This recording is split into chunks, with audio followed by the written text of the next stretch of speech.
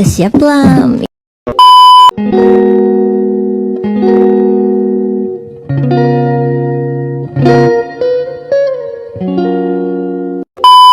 Assalamualaikum warahmatullahi wabarakatuh. Halo teman-teman, perkenalkan nama saya Devi Safitri dengan nomor NIM 408250009. Saya dari Prodi Pendidikan Bahasa Sastra Indonesia dan Daerah, Fakultas Keguruan dan Ilmu Pendidikan, Universitas Maltaun Anwar, Banten. Di sini saya membuat video ini bertujuan untuk memenuhi tugas buat mata kuliah fonologi dengan dosen pengampu mata kuliah yakni Bu Saraswati MPD. Tugasnya yaitu refleksi akhir perkuliahan. Yang pertama yaitu pemahaman awal dan perubahan pemahaman. Pertanyaannya, apa yang Anda ketahui tentang fonologi sebelum mengikuti perkuliahan? Yang saya ketahui tentang fonologi yaitu merupakan salah satu kajian dari linguistik.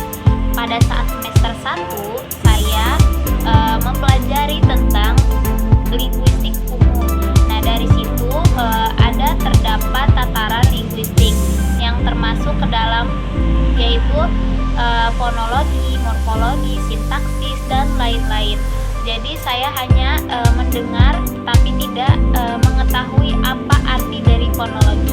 Pertanyaan kedua yaitu bagaimana pemahaman Anda berubah setelah mempelajari mata kuliah ini. Pemahaman saya berubah setelah tentu pemahaman saya berubah setelah mempelajari mata kuliah perkuliahan ini. Jadi saya lebih mengetahui apa itu fonologi, apa saja jenis-jenisnya, apa saja contoh-contohnya, apa saja yang harus dipelajari ketika kita menjadi seorang guru bahasa Indonesia. Nah, dari fonologi bisa kita cakup ya. Yang kedua, pengalaman belajar yang paling bermakna. Pertanyaannya, materi apa yang paling menarik bagi Anda? Menurut saya, materi yang paling menarik bagi saya adalah ketika belajar pasangan minimal dan atau kita sebut dengan fonem. Saya juga sangat senang ketika belajar tentang silabel atau suku kata. Nah, di dalam suku kata itu ada beberapa rumus seperti vika, kafi, kakafi. Nah, itu menurut saya yang paling menarik untuk dipahami. Menurut saya untuk yang saya pahami.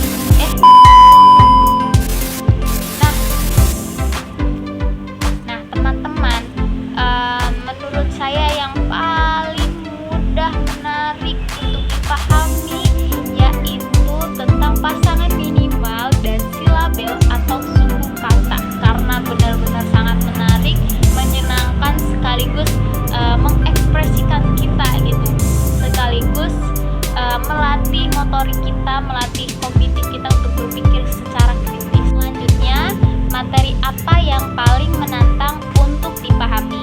Menurut saya, materi yang paling menantang itu materi materi suprasegmental, segmental, fonetik, fonem, fonotatik, dan proses fisiologis.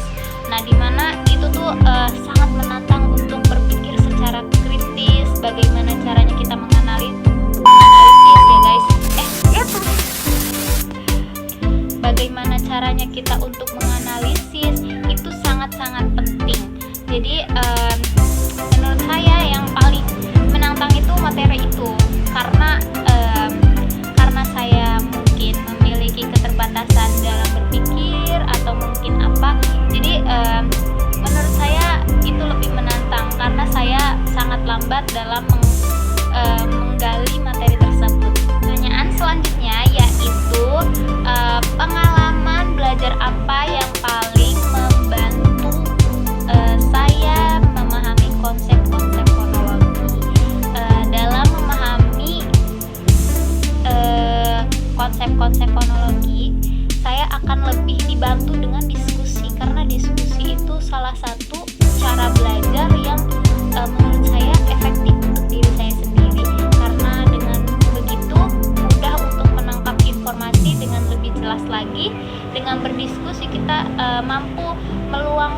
atau mengungkapkan pikiran-pikiran kita yang terlalu terpendam di dalam otak ini. Jadi mungkin dengan berdiskusi itu sangat baik, sangat efektif untuk saya. Begitu. Yang ketiga yaitu perkembangan kemampuan analisis. Bagaimana perkembangan kemampuan saya, kemampuan Anda dalam mengidentifikasi fonem, alofon, pasangan minimal atau proses fonologis. Kemampuan saya cukup meningkat ya dalam memahami pasangan minimal, fonem itu sungguh luar biasa karena bimbingan dari dosen. Mungkin memberikan tugas-tugas juga itu dapat membantu meningkatkan rasa semangat di dalam diri kita muncul tiba-tiba gitu dengan adanya diberikan soal-soal tersebut. Jadi merangsang gitu ya, merangsang kita untuk lebih giat lagi dalam belajar. Apalagi pasangan minimal ini sangat membuat saya semangat untuk mencari-cari kata atau kalimat yang memiliki perbedaan makna namun satu tujuan gitu. Baik, selanjutnya bagian mana yang menurut Anda sudah dikuasai dengan baik? Menurut saya bagian yang sudah dikuasai dengan baik yaitu tentang silabel sukata dan pasangan minimal, karena itu memang sangat mudah dipahami teman-teman. Jadi mungkin ketika mengulas lagi itu akan sangat mudah. Jadi semoga itu bermanfaat untuk kehidupan yang akan datang. Bagian mana yang perlu ditingkatkan? Menurut saya bagian yang perlu ditingkatkan dalam materi fonologi ini yaitu tentang fonemik, fonetik, konotatik. Saya ingin lebih memperdalam ilmu saya tentang materi tersebut karena menurut saya masih kurang dengan segala yang telah diajarkan. Mungkin dari responnya yang kurang dari saya, jadi perlu ditingkatkan lagi untuk memahami materi-materi tersebut. Dengan adanya buku, semoga saya bisa memperdalam materi-materi yang belum saya pahami dan perlu ditingkatkan lagi. Baik, yang keempat yaitu relevansi fonologi dalam kehidupan dan keilmuan. Pertanyaan pertama, apa manfaat mempelajari fonologi bagi mahasiswa bahasa dan sastra Indonesia? Manfaatnya tentu sangat besar, terutama sebagai dasar dalam menguasai tata bahasa, tata bunyi bahasa dalam bahasa Indonesia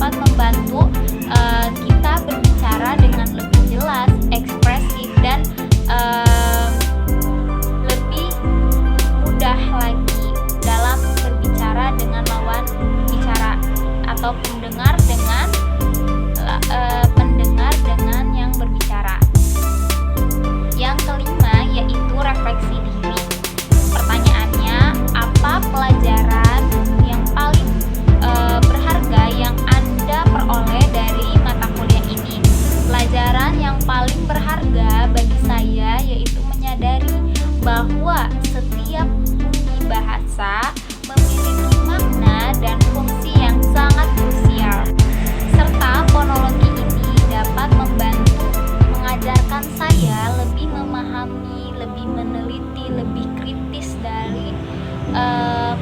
dari sebelumnya. Saya bisa menganalisis, mengidentifikasi satuan terkecil dari bahasa. Jadi